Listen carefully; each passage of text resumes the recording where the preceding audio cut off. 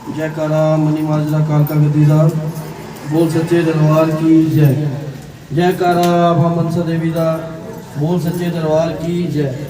जयकारा माँ भद्रकाली दा बोल सच्चे दरबार की जय। जयकारा नगर खेड़े महाराज का बोल सच्चे दरबार की जय। जयकारा अपने अपने गुरु पीर महाराज का बोल सच्चे दरबार की जय। दूसरा अध्याय जयकारा माँ ब्रह्मचारिणी का बोल सच्चे दरबार की जय।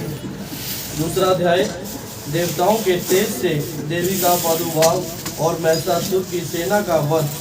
विनियोग मदम चरित्र के विष्णु ऋषि महालक्ष्मी देवता अश्विनी चंद शकंबरी शक्ति दुर्गा बीज वायु तत्व और यजुर्वेद स्वरूप हैं। श्री महालक्ष्मी की प्रसन्नता के लिए मध्यम चरित्र के पाठ में इनका विनियोग किया जाता है।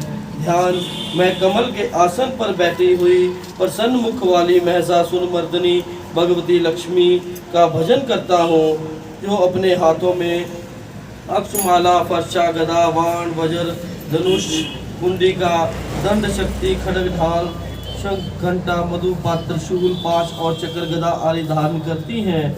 गुरु जी कहते हैं, पूर्व काल में देवताओं और असुरों में वर्षों तक घोर संग्राम हुआ था। उसमें असुरों का स्वामी महिषासुर था और देवताओं के नायक इंद्र थे।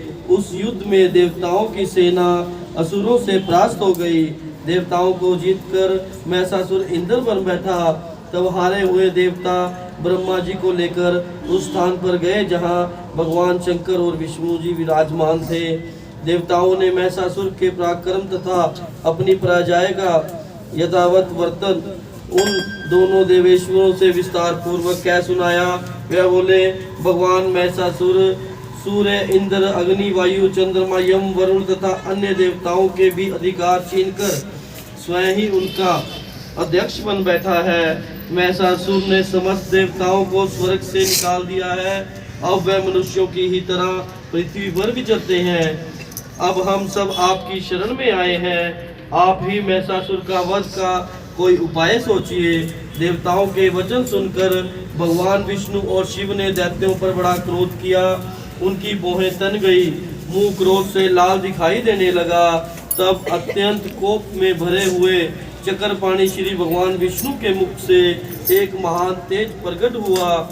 इसी प्रकार ब्रह्मा शंकर तथा इंद्र आदि अन्य देवताओं के शरीर से भी बड़ा भारी तेज निकला। देवताओं के देखते ही देखते उस तेज की ज्वालाएं संपूर्ण दिशाओं में व्याप्त हो गई। संपूर्ण देवताओं के शरीर से प्रकट हुए उस तेज की कहीं तुलना नहीं थी। एकाग्रचित होने पर वह एक नारी के रूप में बदल गया और अपने प्रकाश से तीनों लोगों को प्रकाशमान करने लगा। भगवान शंकर का जो तेज था उससे देवी का मुख प्रकट हुआ। यमराज के तेज से देवी के सिर के बाल निकल आए।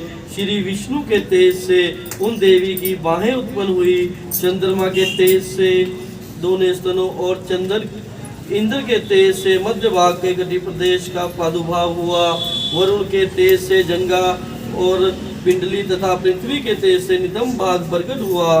ब्रह्मा जी के तेज से दोनों चरण और सूर्य के तेज से उनकी उंगलियां प्रकट हुई। वसुओं के तेज से हाथों की उंगलियां और कुबेर के तेज से नासिका प्रकट हुई। देवी के दांत और प्रजापति के तेज और तीनों नेत्र अग्नि के तेज से उत्पन्न हुए।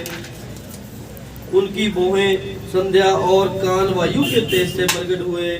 इसी प्रकार अनन्य देवताओं के तेज से भी देवी का आविर्भाव हुआ। समस्त देवताओं के तेज पुंज से प्रकट हुई देवी पिनाकधारी भगवान शंकर ने अपने शूल से निकालकर एक शूल देवी को दिया और फिर भगवान विष्णु ने भी अपने चक्र से निकालकर एक चक्र भगवती देवी को अर्पण किया। वरुण ने भी एक शंख भेंट किया।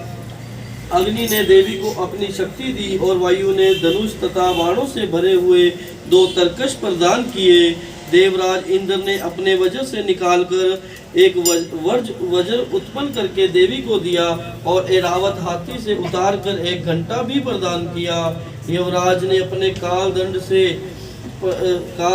एक दंड प्रदान किया। वरुण ने पाश और प्रजापति ने सप्तिकाक्षी माला तथा ब्रह्मा जी ने कमंडल भेंट किया। सूर्य ने देवी के समस्त रोमकूपों में अपनी किरणों का तेज भर दिया।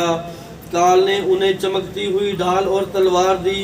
चीर समुंदर ने उज्जवल हार तथा कभी ना जीर्ण होने वाले 2 दिव्य वस्त्र भेंट किए तथा साथ ही उन्होंने दिव्य चूड़ामणि, 2 कुंडल, कड़े, उज्जवल अर्धचंदन, सब बाहुओं के लिए कयूर, दोनों चरणों के लिए निर्मल नुपुर, गले की सुंदर हंसली और सब उंगलियों में पहनने के लिए अंगूठियां भेंट की और साथ ही अनेक प्रकार के अस्त्र और अनेक कवच प्रदान किए। उसके सिवा मस्तक और वक्षस्थल पर धारण करने के लिए कभी ना कुम्हलाने वाले कमलों की मालाएं दी।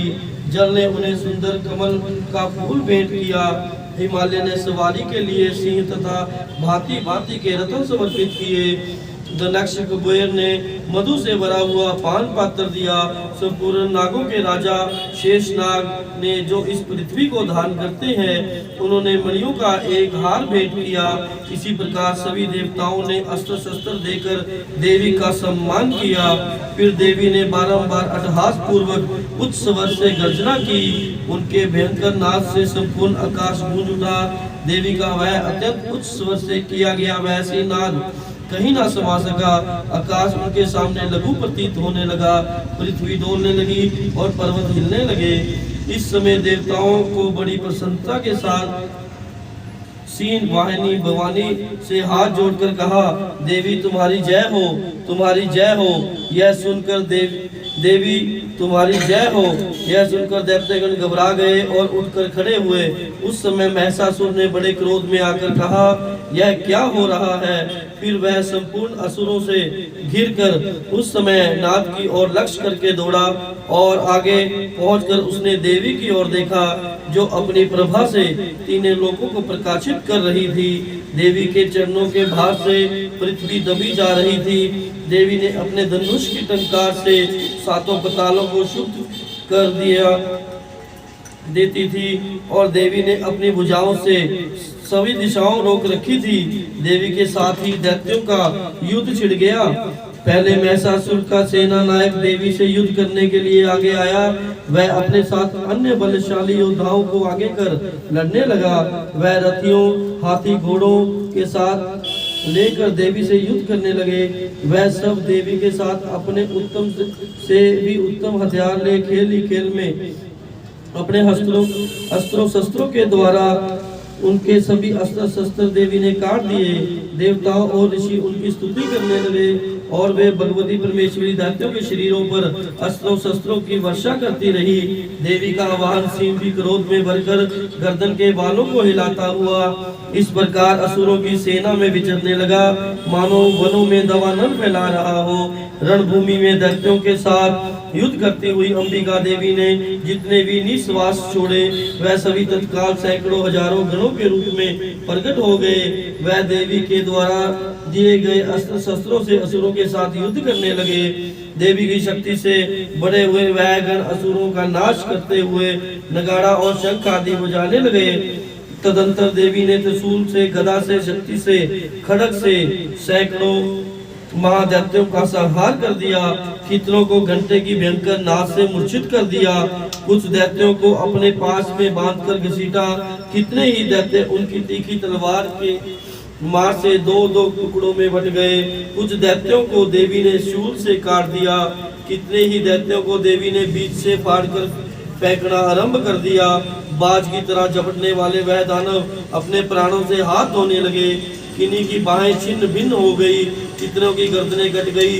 कितने ही महादैत्य जांघें कट जाने से पृथ्वी पर गिर पड़े। कितनों को ही देवी ने एक पैर, एक बांह और एक नेत्र करके 2 टुकड़ों में चीर डाला। कितने ही दैत्य सिर कट जाने पर भी गिरकर फिर उड़ जाते और केवल धड़ के ही रूप में देवी के साथ युद्ध करने लगते।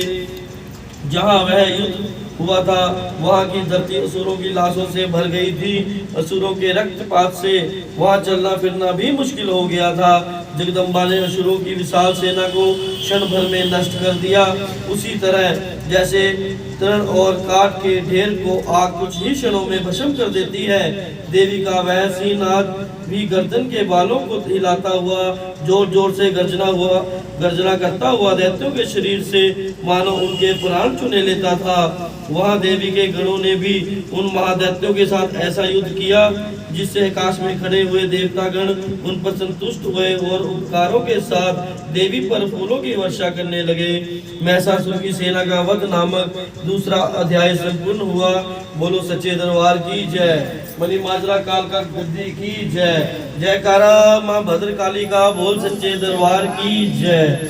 बोलो अपने अपने गुरु पीर महाराज की जय।